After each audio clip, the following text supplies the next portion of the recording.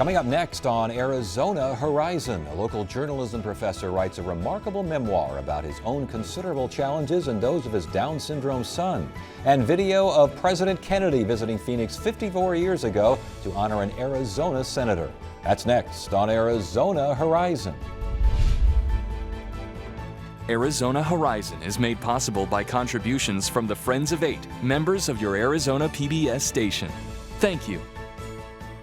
Good evening and welcome to Arizona Horizon. I'm Ted Simons. ASU journalism professor Tim McGuire has led a blessed and challenged life as a disabled dad helping raise a Down syndrome son. McGuire's story is told in a new memoir, Some People Even Take Them Home. Tim McGuire is the Frank Russell Chair for the Business of Journalism at ASU's Cronkite School of Journalism and Mass Communication. Welcome back to the show. Good to see you again. This is quite the read. I mean, this is a remarkable, when I say remarkable, this really is something here. Why did you do this? Why did you decide to expose? I mean, your life has been something, but still, you writing a memoir, you're putting it all out there. Putting it all out there. Because I believe there are some valuable lessons in there. I believe that the book, and I have found from the reaction, that people with any sort of struggle have identified heavily with the book. And from all sorts of life, people who've had terminal illnesses in their family. I've had 4 or 5 letters from gay men who said, that was my life. Wow. Trying to be accepted, trying to be normal. So I had hoped for that result. I thought in my story there were some things that were special, and I think we've tapped into that. Was it difficult to write so personal a story? Well, my late wife used to say that Tim would tell his deepest, darkest secrets to the postman. So I've always been pretty transparent. And so it wasn't really that difficult.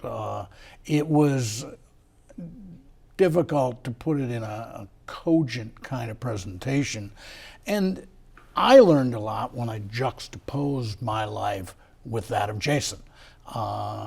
As you read, Jason is quite a wonderful character with very few cognitive abilities, but he's incredibly savvy. And yet I found a lot of things he didn't want to be Down syndrome. The myth that Down syndrome folks are satisfied and comfortable, in my view, is a myth. Interesting. He 3 times in his life, when he was 16, 18, and 21, he was just mighty ticked off that he was Down syndrome, and he thought he'd stop. Yes, and those are very poignant moments. And I want to get to Jason, your son, in a second here. But describe your childhood. I mean, there was a point in the book where you said your parents tried not to pray for a miracle, but they always made it clear they'd accept one. Oh, they went to places like St. Anne de Beaupré in Canada, and my mother now believes that she's gotten that miracle in my life, in the way I've been able to live my life and succeed in my life. But they wanted me to play, just as I did, wanted to play middle linebacker for the Detroit Lions, and that was never going to happen. I had 13 surgeries before I was 16 years old. I was in braces till I was 12. Practically every summer, with the exception of 1 or 2, I would go to the hospital for 2 weeks, pretty much alone, 65 miles from home. So all of those are shaping experiences. And I like to think that it made me who I was. Was I terribly ostracized? No. I was lucky to have 2 especially large and close friends who always looked after me, but you had to roll with the punches too. I remember being in 4th grade, and people say, you remember that? I do. I was in the hallway, and somehow it dawned on me that when I laughed, everybody was around me. And if I felt sorry for myself, I was alone. Interesting. And I vowed to laugh for the rest of my life. That's remarkable for a 4th grader to understand that. Yeah. When did you understand that you were a little different? Oh, I think I tell stories. I think there was a time when I was 7 years old and some kids were stealing grapes in the backyard across from mine, and they started taunting me. And I started to climb the fence I was going to go beat them up right. And I got my brace caught in the fence. And I think there was a slow dawning even as soon as that I wasn't going to beat anybody. Well, I'll tell you what, it sounds like when you were in the 6th grade, acceptance came in the form of a gift, and you called it the greatest gift ever from your classmates there. And it was very heartwarming again because, it had to have told you that you're all right. And I was very paranoid about that. I was very close with my friends, and all of a sudden they were in little groups talking and plotting something, and I wasn't included. And it turned out that it was going to be my major surgery, where both feet were going to be operated and this wrist was going to be operated on. And they gave me a transistor radio for the summer. Isn't that something? And it was tremendous. Okay, those challenges, how did they make you who you are? And are you who you are without those challenges? The question's never been asked that way, Ted, and it's very good. I don't think so. I think we are all a sum of our journey. And that, when I realized, there's a point in the book, I was 43, and for the first time, I admitted on a document at work that I was disabled. And I had denied it up until that point. And at that point, and since then, I've come to understand how the disability shaped me and formed me. And no, I don't think I'm who I am. I think my desire to succeed, my understanding of how people operate and work. I led a newsroom of 400 people. You don't do that if you don't have some pretty good understanding of what makes people tick. Indeed. I learned that from my journey. Yeah, and your journey took you to the pinnacle of your profession there in the Minneapolis paper, and now you're obviously the chaired professor here. Quite the crew. You've met everyone. We can't even begin to count the number of people and talk about them. But let's get to Jason. Talk about the book's title, because that's real. It's hard to believe that the title comes from where it comes from. When the doctor told us that Jason had Down syndrome, he looked at us and said, some people even take them home. And even has grown in capital letters in my head since then. But they felt that they were pressuring people to take Down syndrome kids home, and he was doing quite the opposite. Yeah. He insinuated we were going to be kind of idiots for taking Jason home. And the whole premise of the book is I can't imagine a life without Jason. Jason was essential to our family. He has taught us all great things. His siblings, his parents. Jason has been incredible in our lives. Compare his upbringing with yours, because we've talked about this before. I was very close to a family that had a retarded child. That's what we called it back then. He was retarded, and boy, that family, he couldn't get away with a thing. They made sure that he was responsible, and everything he was supposed to do, he did. Sounds like you were raised the same way. I was raised the same way, and so was Jason. Jason has always had high expectations. From the time he was 6 months old, we started pushing the tongue back into his mouth, because the protruding tongue is a big issue. His mother taught him to high five rather than to hug. All things to make him more acceptable. Jason stood and talked to Bill Clinton for 10 minutes one time. And Clinton had a tough time understanding him, but he stayed engaged, and Jason behaved perfectly well. But let's not sugarcoat this. He was, and probably still can be, a handful, especially Absolutely. these incidents where I couldn't help but laugh at. Oh, if you didn't laugh, you're not normal. When he was he just ran. He'd run. He'd run forever. He ran through China shops. He ran through department stores. One of the great stories that I love in the book is he took off from the front yard, and his sister is 2.5 years older than he is, and well, I guess only 2, and she has been his caretaker his entire life. When she met somebody when she was 4, somebody came to the house and she said, "Hi, I'm Tracy. This is Jason. He's down and I'm up." And that was always her view of life. Well, Jason ran, and she took off to chase him, and she lost him, but she thought he went into a house. She goes up to the house and says, "Ma'am, is there a little boy here?" She said, "Yeah, he's up in my closet." The McGuires never understood why that woman couldn't protect the hostile occupation of her closet, but he just got a huge kick out of that. And he It got took 3 years to toilet train Jason. Yeah. Oh, and but the chaos of the early, you do a very good job of, not all, wine and roses here. Not at all. But do you see your parents differently after having raised Jason?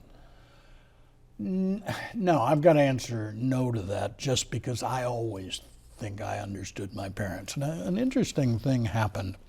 When I was showing this to an agent, the agent said, "Well, Tim, I got to tell you, I think your parents were cruel to you." Oh, my. Well, I was just outraged. I was absolutely outraged. He didn't get it because they were not cruel to me. They wanted me to stand on my own. And if all the other kids were walking to school, Tim was going to walk to school.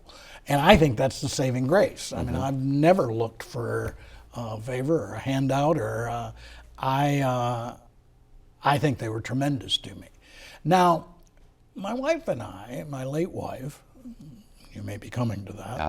The next question is going to be, who is Jean and what's her story? But she was very strong in solving problems, but she didn't like that we're going to tough it out. And so often when I'd say, well, he's got to tough it out, she didn't have that same feeling.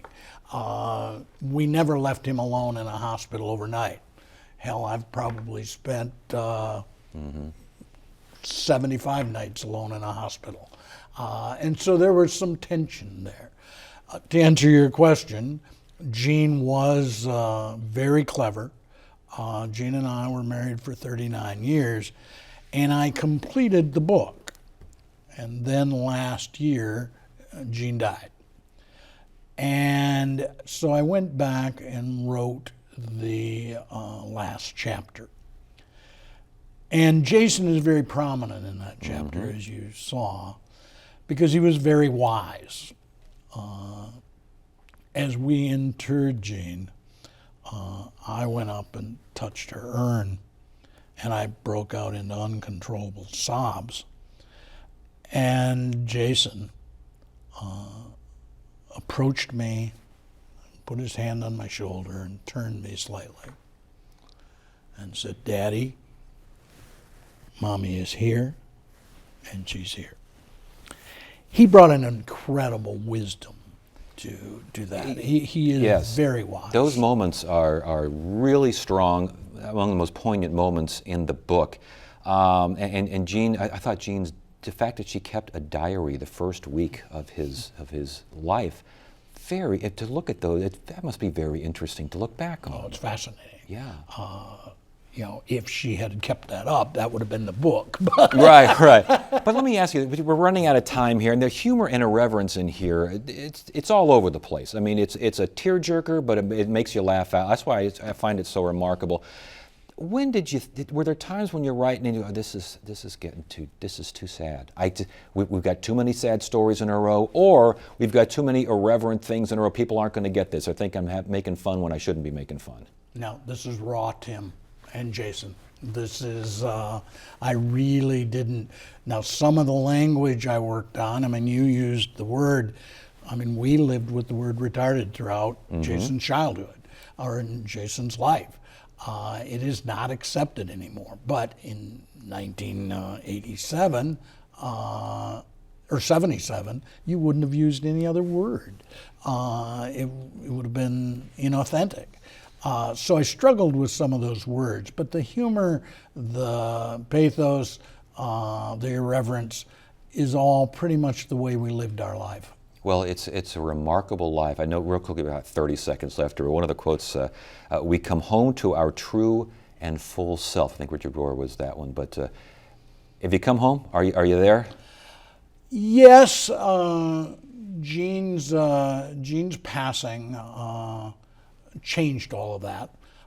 But you will notice I got married last month. Well, congratulations. I built a new life with Candace, and so resilience reigns. It does. Well, again, congratulations on this book.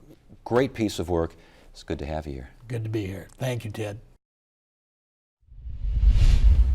In late 1961, the nation's most powerful politicians gathered at the Westward Ho in downtown Phoenix. The president, vice president, and more than 30 U.S. senators were there to celebrate Arizona Senator Carl Hayden's 50 years in Congress. Recently, the ASU libraries received original footage of the event, broadcast on the local station known at the time as Cool TV. Producer Christina Estes tells the story. Tremendous crowd of thousands here in downtown Phoenix. Shortly after 1 o'clock, most people are still off on their lunch hour. Many businesses in the city let the people off until all the festivities of welcoming the president to Phoenix have concluded. November 17, 1961 was proclaimed Carl Hayden Day by the mayor of Phoenix and the governor of Arizona. The band music is from the high school, which is appropriately named for Senator Carl Hayden. It was also President John F. Kennedy's final visit to Phoenix. He showed up at the Westward Ho riding in a convertible with fellow Democrat Carl Hayden. That is striking, I think, in that picture. David Berman is a professor emeritus of political science at Arizona State University. It seemed very informal and very friendly, folksy, and everybody was walking around. Here he is. He's emerging out from the hotel. I went back, looked at the newspapers, and they had mapped out the route he was going to be taking. It was in the newspapers. We all woke up after Kennedy's assassination about what could happen. You know, at that time, probably nobody really thought anything like that could happen, you know. He'll be spending the night in Phoenix. After Kennedy left the Westward Ho and headed to a private residence, Phoenix businessman Tom Chauncey, who chaired the event, introduced Hayden to the crowd. This is one of the most powerful men in the nation, indeed in the world. But he is better known for his humility. In 1912, just 5 days after gaining statehood, Carl Hayden became Arizona's first U.S. representative. It was still a mining state, pretty much, and which means that you had most of the population scattered around in small mining camps. Globe, Bisbee, for many years, Globe was one of the biggest cities in the state. Hayden moved from the House to the Senate in 1927. There he stayed more than 40 years. In total, Hayden served nearly 57 years in Congress. Here comes the Vice President Lyndon Johnson and Mr. Tom Chauncey. But it was the first 50 that attracted Democrats and Republicans to this historic event, when Hayden became the first member of Congress to celebrate a golden anniversary. Now the President of the United States, ladies and gentlemen, John F. Kennedy, accompanied by Arizona's senior Senator Carl Hayden. Hundreds of people paid $100 a plate to share the room with political powerhouses. In this White House photo, President Kennedy is speaking to the Vice President's wife, Lady Bird Johnson. Just behind her is Kennedy's Secretary of the Interior and former Arizona Congressman Stuart Udall. Here, for instance, Senators Robert Kerr of Oklahoma, Roman Hruska of Nebraska, Edmund Muskie of Maine. Now, these are great names, names to be conjured with. There was something that you wanted to have people know is happening in your state, and it was a matter of pride, and I think the pride sort of was reflected in the commentators' a narration of what was going on, and oh look, there's that, and oh look here. The very great radio and television star, Danny Thomas, will be on hand. It was really quite a interesting time in political life where the reporters are a little bit more laid back, and there was less tension and disharmony among people who served in Congress. But he says Carl Hayden was starting to feel some pressure. You know, he was known as the silent senator, and I think he was silent, too silent and silent for too long. People didn't know who he was. When he came in to the 50s and 60s, there were so many new people here that didn't know Hayden, and they didn't know much about his record. Berman thinks the event helped secure Hayden's re-election. While the spotlight was mostly on Democrats, at least one Republican made it to the podium, Arizona Governor Paul Fannin. When Carl Hayden went to Congress, our state's population was only 204,354. Our population today is approximately 1,375,000. Over the years, his legislative acumen and his great depth of understanding of problems facing the western states has immeasurably contributed to the phenomenal growth that Arizona and the western states have enjoyed. Senator Hayden, you will note that many of your colleagues have traveled great distances to be here. Of course, Senator Hayden, they wanted to pay tribute to you. But frankness compels me to say, Senator, I think there was also another motive. They heard that Carl Hayden was going to make a speech. Someone once told me that the best way to keep the atomic bomb secret was to tell Carl Hayden. During the dinner, Hayden explained how he came to develop his oratorical approach in Congress. I'd been there about 3 months. When I first addressed the House, it was in support of an amendment to appropriate more money to fight forest fires. We had a bad fire up around Flagstaff, so I chipped in my 2 bits worth. I sat down beside Uncle Bob Talbot of Maryland. He and Major Stedman were the 2 surviving members of the Congress at that time who had served in the Confederate Army during the war between the states. Uncle Bob then said to me, "Well, young man, you just couldn't hold it. You just had to talk."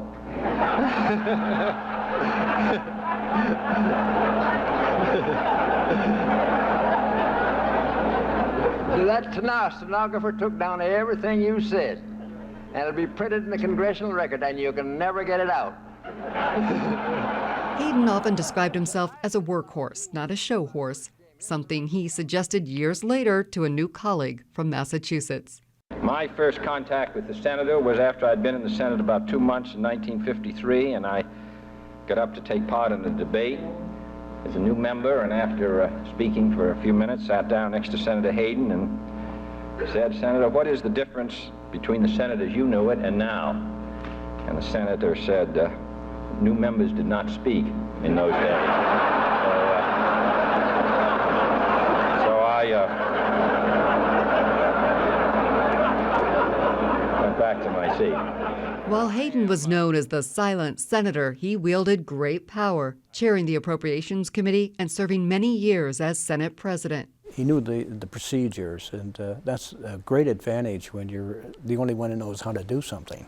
If I worked hard and knew what was in every bill that came out of the committees of which I was a member, in time, the members would say, "That man knows what he's talking about."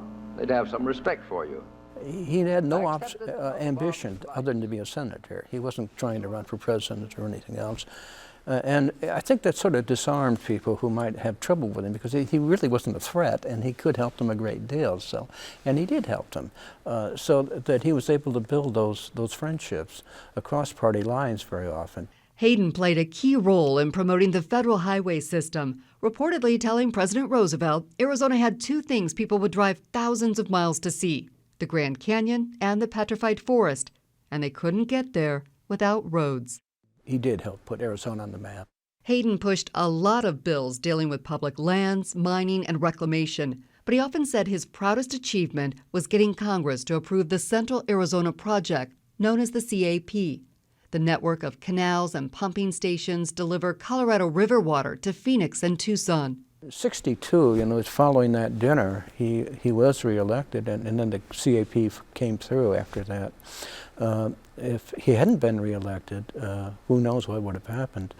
Because he had a tough fight in Congress with California and some of the other states in the river basin, the Colorado River Basin. And he, you know, Arizona had virtually no clout at all compared to California. And he did some filibusters, and Senator Ashurst was another one who helped him. But they were really in a tough struggle to get that project through, given our lack of might compared to what California had going for it. This state has benefited year after year by the constant care and attention which Senator Hayden has given to the development of Arizona and the Southwest. Very few sections of our country have required wider and wiser federal programs for its development than the state of Arizona, this city, Tucson, and the rest. I think you can make the argument that a lot of the spending he supported in Arizona and the West, reclamation, dams, was not wasteful. At least it contributed greatly to the economies of those states. I can think of no greater tribute to him than that once made by little 8-year-old Arizona schoolgirl. She was asked in a school exam to name the 3 great branches of American government. And she wrote on her paper, with wisdom beyond her years, the President, the superb court, and Senator Carl Hayden. The ASU libraries have made the original video available for anyone to download and view. You can find the Carl Hayden dinner at the Archives website, repository.asu.edu. That is it for now. I'm Ted Simons. Thank you so much for joining us. You have a great evening. If you have comments about Arizona Horizon, please contact us at one of the addresses on your screen. Your comments may be used on a future edition of Arizona Horizon. Thank you. Arizona Horizon is made possible by contributions from the Friends of 8, members of your Arizona PBS station. Thank you.